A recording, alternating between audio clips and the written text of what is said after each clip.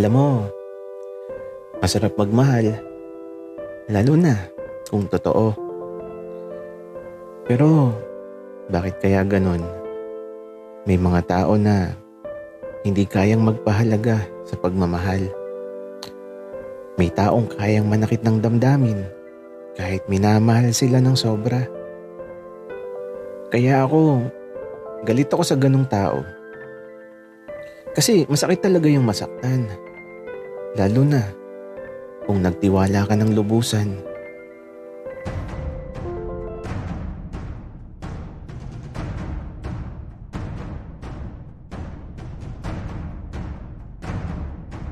Kaibigan, huwag mong kalimutan mag-subscribe sa aming channel at huwag din kalimutan i-click ang notification bell at subscribe button. Subscribe na!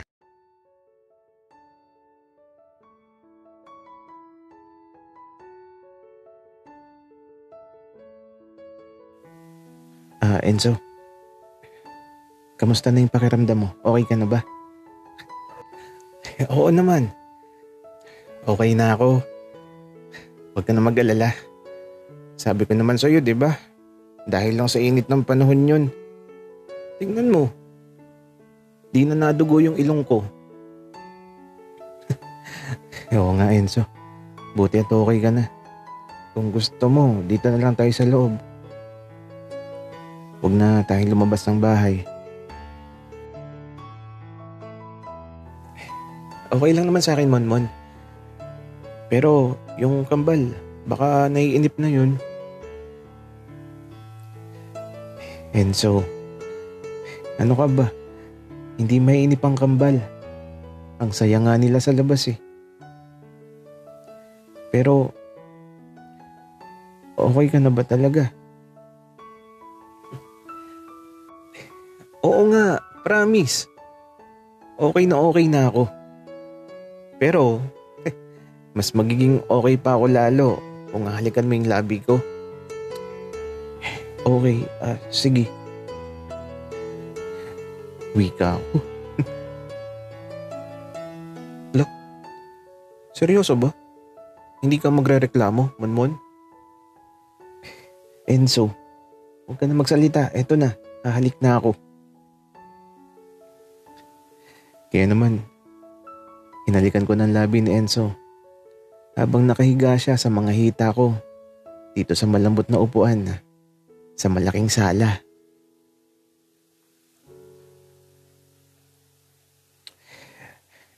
Ayan, gagaling ka na, Enzo. Himala, Monmon. Wala kang reklamo ngayon. Pero alam mo, ang sarap. Isa pa. Enzo, tama na. Baka masanay ka. Buti nga pinagbigyan kita. Nakakabitin naman yun, Monmon. Ay naku. Pero bakit ba napaka-conservative mo? Wala lang, Enzo. Gusto ko lang na hindi minamadali yung mga bagay-bagay. Kasi kapag minadali mo, baka mawala agad. Paano, Monmon? Kung kakapakipot mo, mawala na lang ako na di mo natitikman. Enzo, pwede ba? Huwag kang magsalita ng ganyan. Alam ko naman na di ka mawawala. At alam kong di ka naaalis. Kasi kapag umalis ka pa, bahala ka. Kasi baka mabingwit na ako ni Mona. Aba, Monmon. Di ako papayag. Hindi pwede yun. Akin ka lang. Biro lang, Enzo. Tsaka, ikaw lang yung mahal ko. Siguro, kung di tayo nagkahiwalay, siguro sobrang masasayang bagay lang yung nararanasan ko kahit mahirap yung buhay. Kasi nung dumating ka sa buhay ko noon, Enzo, naging masaya talaga ako. Sobrang saya. Umiyak ka ba nun, Monmon, nung umalis ako? Enzo, syempre naman, sabi ko nga sa sarili ko, hindi ako iiyak eh. Pero sa tuwing maaalala kita, kusang umaagos yung mga luha ko. Lalo na tuwing gabi kasi wala nang yumayakap sa akin. Sorry naman, Mon. Wala man lang akong nagawa. Okay lang, Enzo. Nakaraan na yun, pero di talaga ako nawalan ng pag-asa na babalik ka. Nakakainis nga lang. Kasi, ang tagal mo. Sorry, Mon. Pero ano yung matigas sa may ulo ko? Ano yan, ha?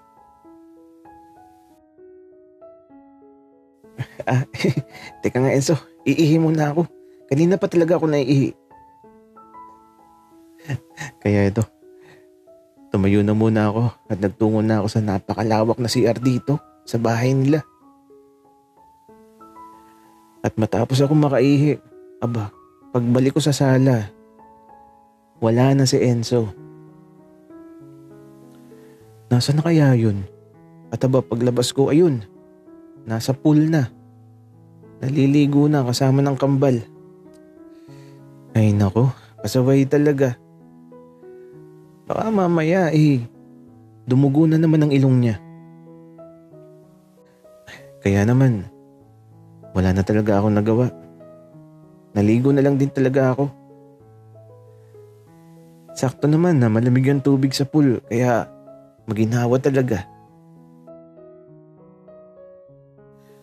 At sa Enzo, nasisid pa sa ilalim at nasuot pa sa pagitan ng mga binti ko. Napakakulit eh. At ito, napunta pa siya sa likod ko tapos niyayakap ako at kinakagat yung bato ko. Nakikiliti tuloy ako.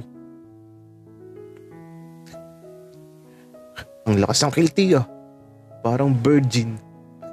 Ikaw ni Enzo. Alam mo Enzo, sumisid ka na nga lang. Ang kulit mo eh. Gusto mo Mon? Ikaw ang sisiding ko. Enzo, ang kulit mo. Baka mamaya magdugo talaga yung ilong mo. Umayos ka nga. At ang kambal, eto na. Nakikigulo. Ang kukulit. Maglalaro daw kami sa pool. Kaya eto ang kambal. Sumakay sa balikat yung isa. At si Enzo, gusto kong isakay sa balikat niya. Enzo, ikaw na lang ang sumakay sa balikat ko. Wika ako. Kaya ito, pagkasakay niya sa balikat ko, may naramdaman talaga ako sa bato ko. Gagi, may matigas sa bato ko. At eto, tinutulak na kami ng kambal. Pero di nila kami kaya. Sila yung unang natumba. Parang mga bata kami na naglalaro sa pool. At sa paglipas ng mga sandali, masaya lang talaga. Hanggang sa eto, malapit na kaming umuwi. Nagbihis na kami pagkatapos mag-enjoy sa pool. At ang kambal. Diyos ko, nakakahiya eh. Yung isa, may bit-bit na manok na tandang. At yung isa naman, eto, bit-bit yung kalahati ng lechon.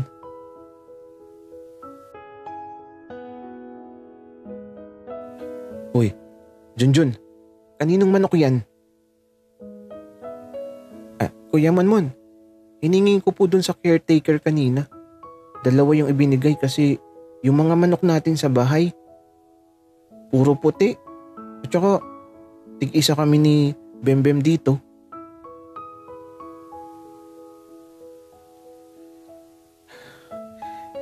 Ikaw naman, Bembem, bakit bit-bit mo yung kalahati ng lechon?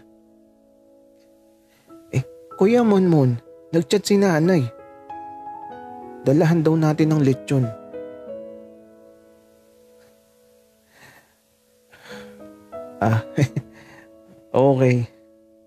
Wika ako. Monmon. Tara na, babalik na tayo. Teka lang Enzo. Akala ko ba dadaan tayo kayo na Big Boss?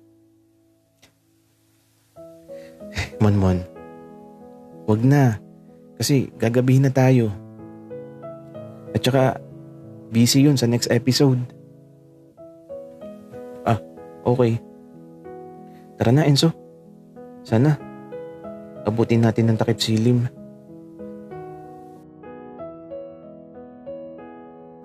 Kaya ito, pabalik na kami.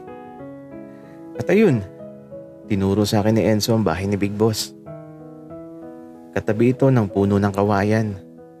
Tapos, may 2 puno ng niyog. At nasa gilid ito ng palayan.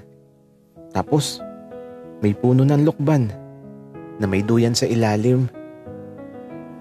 Lo, parang katulad ng amin.